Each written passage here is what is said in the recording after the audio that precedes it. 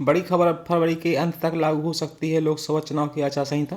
चुनाव कार्यक्रम घोषित होने के 30 से 50 दिनों में हो सकती है वोटिंग। मतदाता सूचियों के अंतिम प्रकाशन के साथ अब चुनाव आयोग आम चुनाव करवाने के लिए तैयार हो गया है। देश भर में इन सूचियों का काम पूर्ण हो गया है।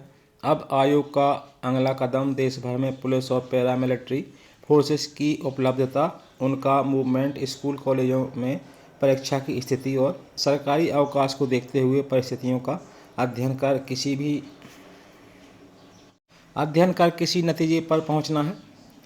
वर्तमान तैयारियों को देखते हुए संकेत मिल रहे हैं कि इस बार आचार संहिता पिछली बार से पहले लागू हो सकती है।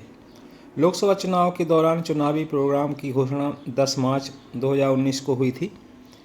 इस बीच सरकार की तैयारियां, भाजपा नेताओं के दौरे, देश भर में भाजपा की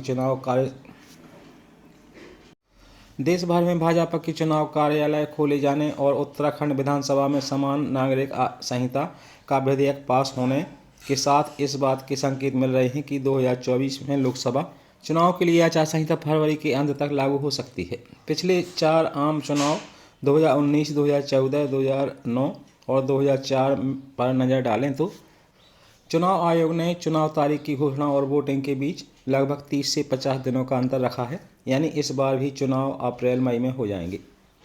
कब होंगे 2024 लोकसभा चुनाव? बीते 4 लोकसभा चुनाव की बात करें तो अप्रैल से ही मतदान की शुरुआत हुई और मई तक चुनाव संपन्न हो जाते हैं। 2019 में 11 अप्रैल से, 2014 में 7 अप्रैल से, 2014 में 7 अप्रैल, 2009 में 16 अप्रैल और 2004 में 20 अप्रैल से चुनाव की शुरुआत हुई थी। विभिन्न राज्यों के स्कूल शिक्षा बोर्ड और SBSC की परीक्षाओं को ध्यान में रखते हुए चुनाव की तारीखें तय होती हैं क्योंकि बड़ी संख्या के मतदान केंद्र स्कूलों में बनाए जाते हैं। चुनाव कार्यों में शिक्षकों की ड्यूटी भी लगाई जाती है।